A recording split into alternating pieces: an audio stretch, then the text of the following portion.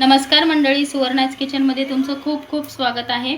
तर आज महाशिवरात्री आहे, तर महाशिवरात्रीच्या तुम्हाला सर्वांना खूप खूप शुभेच्छा। तर हा माझा साबुदाणा मस्त परफेक्ट असं भिजले गेलेला आहे। इथे मी शेंगदाणे भाजून घेते आहे। त्याला छान असं आपल्याला गोल्डन ब्राऊन होऊ द्यायचं आहे शेंगदाण्यांना। आणि इथे मी 4 बटाटे घेतलेले आहेत, ते आता मला उकडायला ठेवायचे आहेत। तर आता मी आपला साबुदाणा तर दाखवून दिलाय तुम्हाला।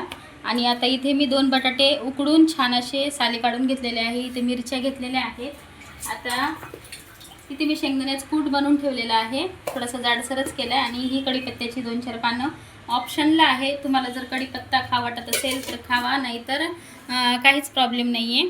चल इथे मी कढई गरमला ठेवलेली आहे।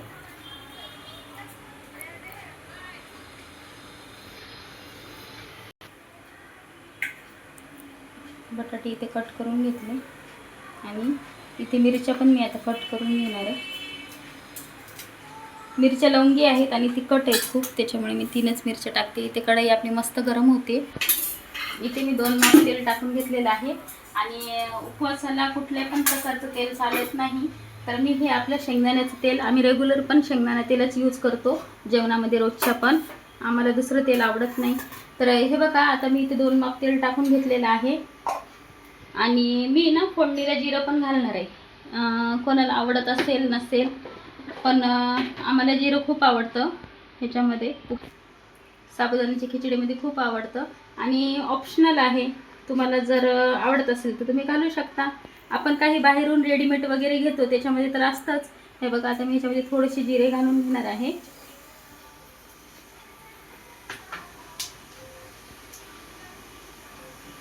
जिरे छान तडतडले ना, म्हणजे हे तडतडत तर नाही आहे, हे बघा त्याचा कलर चेंज होतो। आता ह्याच्यामध्ये मी कढीपत्ता घालून घेते, लगेच हिरवी मिरची पण घालून घेणार आहे।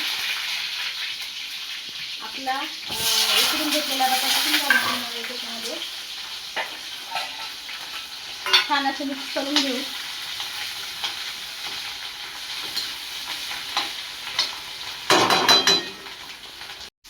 आता हे साबुदाणा घालून घेणार आहे याच्यामध्ये।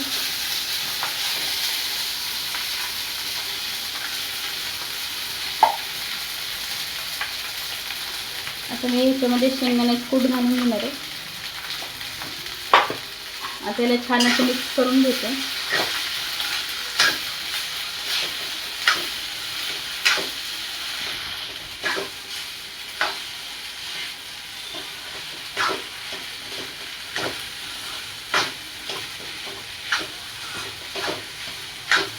बघा, असं छानपैकी मिक्स करून घ्यायची आपली खिचडी।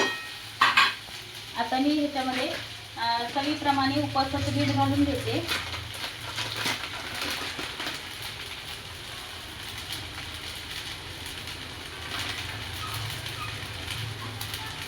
आता ह्याला परत मी मिक्स करते आणि 5 ते 7 मिनिटं ह्याला छान असं वाफवून घेते। म्हणजे खिचडीमध्ये मीठ आपलं हे आहे ना, त्याच्यामध्ये छान असं मुरलं जातं।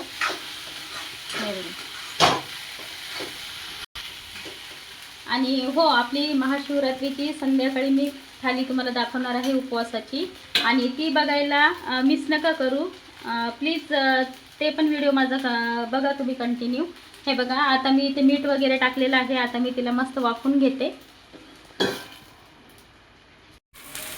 इथे आपली खिचडी झालेली आहे। हे बघा, आता मी मस्त ताटामध्ये टाकून घेते।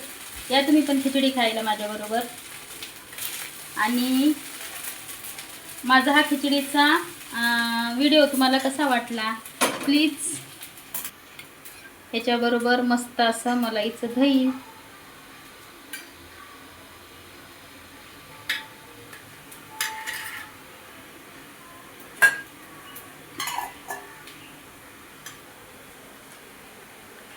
तर हा माझा खिचडीचा व्हिडिओ तुम्हाला कसा वाटला, आवडला असेल तर प्लीज माझ्या व्हिडिओला लाईक करा, शेअर करा आणि सबस्क्राईब करायला अजिबात विसरू नका।